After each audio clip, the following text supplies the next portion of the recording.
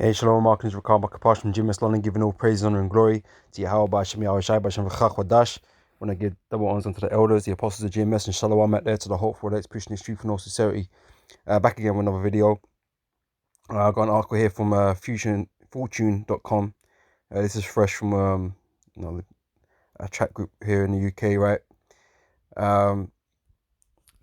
Yeah, basically, man, it's just showing you that the 10 toes, the toes, they're divided, man. Over this whole situation going on with Ukraine and Russia, because they got ties with Russia, right? So they're compromised, man, because doing anything unnecessarily, man, it can lead to direct, major problems for these countries that have done deals with Russia and that, right? So they're not all in one accord, man, with what's going on and what to do about it, right?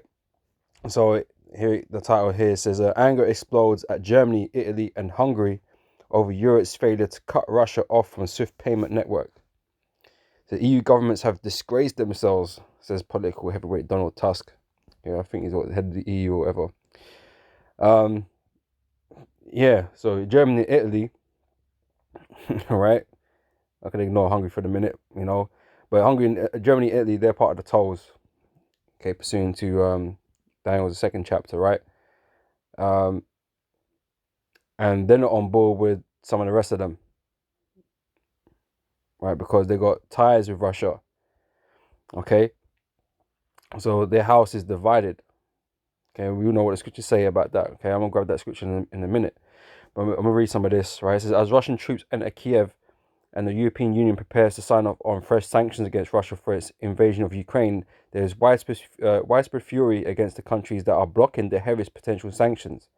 German Chancellor Olaf Scholz said Thursday that Russia should not yet be cut off from the SWIFT global payment system because it is very important to keep such drastic measures for a situation where it may be necessary. Like, so what's going on right now is not deemed to be necessary enough to do this, right? So that's their take on it right now. It needs to be more severe than what it is now. Says Italy is also reported to have opposed the measure in order to maintain some leverage over Russia's dictatorial President Vladimir Putin. Right, both Germany and Italy are highly dependent on Russian natural gas, which would be difficult to pay for if Russia were really to be cut off from SWIFT. Austria has the same dilemma, and it is taking a similar approach. All three of these countries have other extensive business ties with Russia, with Italian and Australian banks being highly exposed right now. French banks do a lot of business in Russia as well, and France has declared a SWIFT cut-off to be the very last resort. So France don't even want to get on it, really. They want to avoid that if they can. Right, so they all got different opinions on what they should do. They're not in agreement. Right? And then there's Hungary, whose hard right leader Viktor Orban has long had a friendly relationship with fellow culture warrior Putin. As with President Milos Zeman of the neighboring Czech Republic, Orban appears to have changed tack in the last couple of days, condemning Russia's invasion and professing to stand with Ukraine. However, he has yet to follow Zeman in calling for swift option, which the Czech leader says indeed to isolate a madman. All right, so like I said, they're all going either which way, right? Again, energy likely plays a part. Hungary signed a deal with Moscow just a few weeks ago that will allow it to buy Russian gas for below market prices. And the man got to hold on to that.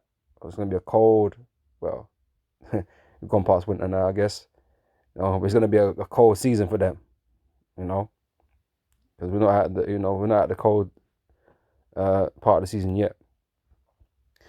Pressure rises. European sign-off would be essential for cutting Russia off from SWIFT because the payment network is based in Brussels. So now, ahead of a mid-afternoon meeting at which the measures will be finalized, the pressure is on to change minds.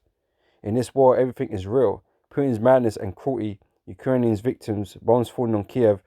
All your sanctions are pretended, tweeted former Polish Prime Minister and European Council President Donald Tusk on Friday morning. Those EU governments which blocked tough decisions, among them Germany, Hungary, Italy, have disgraced themselves. Right? So, like I said, they will You know, the heads are all snapping at each other right now. All right. All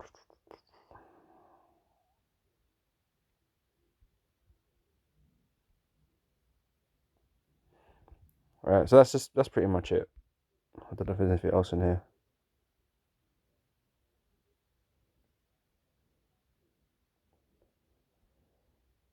Nah, that's pretty much it, I think.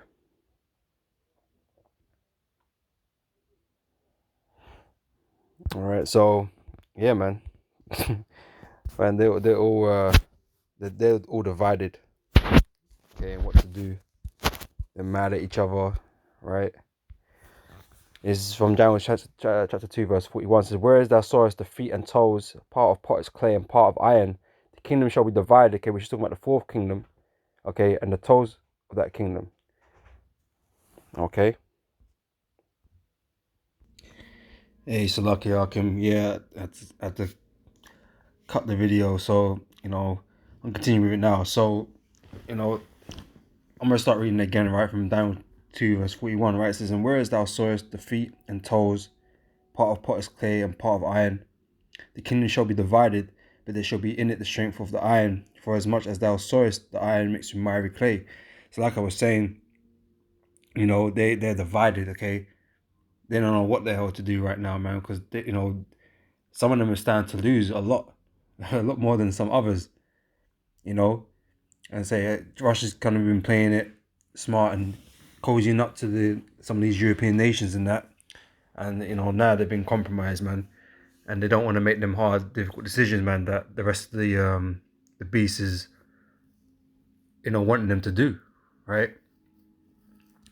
It says, verse 42, and as the toes of the feet were part of iron and part of clay, so the kingdom shall be partly strong and partly broken, right? So, like I said, some of these nations, they're economically weak. We always, we speak about the pigs nations, Portugal, Italy, Ireland, Greece, and Spain, right? Economically quite weak, militarily quite weak, and they've some of them have relied on Russia to supply them with the gas and all these types of stuff. So they're not wanting to really do without that, because they're gonna come up with big problems, man, because they don't all support each other like that. So they're like, I'd rather just not do all that and keep my gas flowing,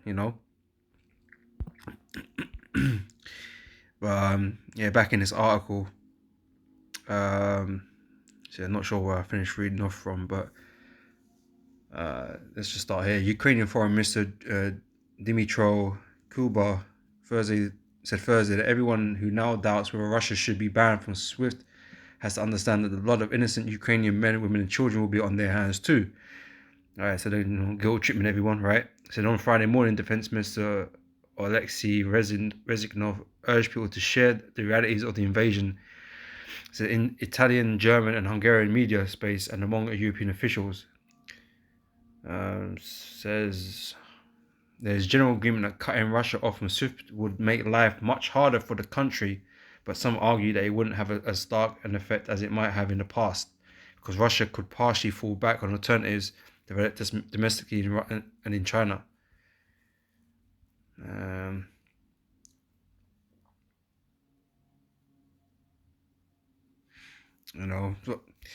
That's basically it with the article anyway. They're all not in agreement, all right? They all got their own interest that they're trying to protect, and they don't want to cut Russia off just yet if they don't have to. Right, but it's causing that division amongst them. Right, and this is from Matthew chapter 12, verse 25. And Yahushua knew their thoughts and said unto them, every kingdom divided against itself is brought to desolation. Right, and this is what's been happening, man. This is how this kingdom, Esau's kingdom, is falling apart. Okay, it's being broken down, being destroyed, right? Because they're not even united together, man. Okay. So in every city or house divided against itself shall not stand. And if Satan cast out Satan, he is divided against himself. How shall then his kingdom stand? Right? And you can kind of use this in the same sense. People talk about these unity camps, right? That we should all be together. But if we're different and we disagree with things, how can we unite? How can we stand together? It's destined to fail, man. Just like this. If it's divided against itself, it's brought to desolation. Every city or house divided against itself shall not stand. Right. So if he was to ban on with these other groups, but they ain't got they ain't got the correct doctrine, and so we disagree in certain areas, then how can we stand together, man? Okay, it only end up in destruction, man. All right, so you can apply it towards that too. But this is why Esau's kingdom falling apart, man.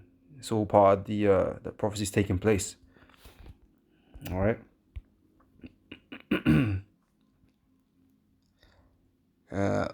Eventually, like I said, it's all gonna break apart, man.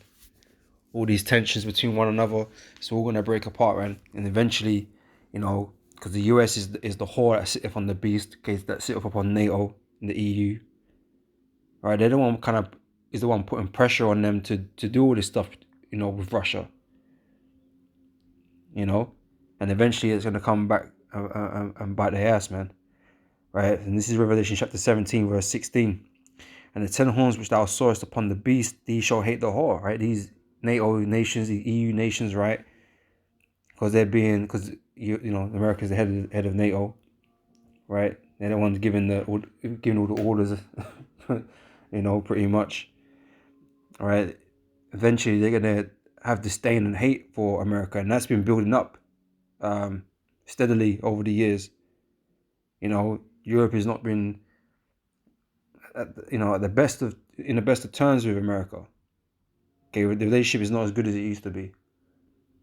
It says, these shall hate the whore and make her desolate and naked. All right, so eventually, man, when it comes to that time, the Most High is gonna have that spirit upon them, man, right, to destroy America, along with the Russians.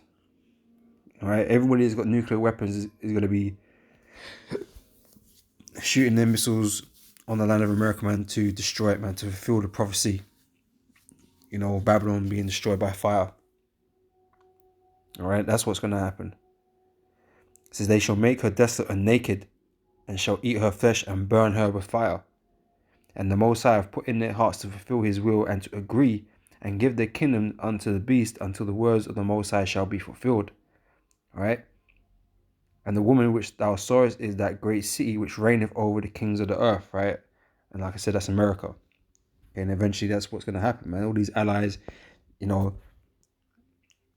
amidst all the disagreements and that, and the fighting, they're going to turn around and say, look, man, the real issue here is America. Most are going to put the spirit on them, man. They're going to start pressing them red buttons, man. This is Obadiah chapter 1 verse 7. It says, all the men of thy confederacy have brought thee even to the border, and the men that were at peace with thee have deceived thee. Right? America is not going to expect it. They ain't going to expect it, man. But we're expecting it because it's written. All right? Most people would think that's inconceivable that, Europe will turn on America and that all these nations are going to shoot their missiles on America. It's inconceivable, man. For the most part, you'll probably be right. But what you don't understand is that we're dealing with the Heavenly Father right here, man, and His Word. Right? The Most High is going to cause this to happen, man, regardless of, whether it's logical or not, whether it makes sense or not. The Most High is going to make it happen. All right? And that is why when it does happen, everyone's going to know that us men that have been out here, teaching the highways and byways, teaching His truth, right? We were the men of the Lord that prophesied on this. Right? Because ain't no one else saying it. Ain't no one else expecting it. All right? So you're going to know that this is the will and power of Yahweh by Hashem Yahweh Shai. Okay, that this word is real. Right? And it's alive. Okay, and everything that's written in it is going to be fulfilled. Okay, Yahweh Shai is going to return with the angels, all of that, man. We're going to be delivered out of our captivity. Then they're all going to know. when America's set ablaze, you know. But you know that's where it's all gonna lead to, man. But all these divisions, all these cracks in the chain, right? It's all gonna lead to its downfall, man. All right, a lot of arguments and disputes are gonna be going on, you know, as this continues, man. So, you know, I say apologies, man. I couldn't continue the video until much later on, but Lord willing, it was edifying, and I'll catch you, brothers and sisters, on the next one. And until then, I say shalom.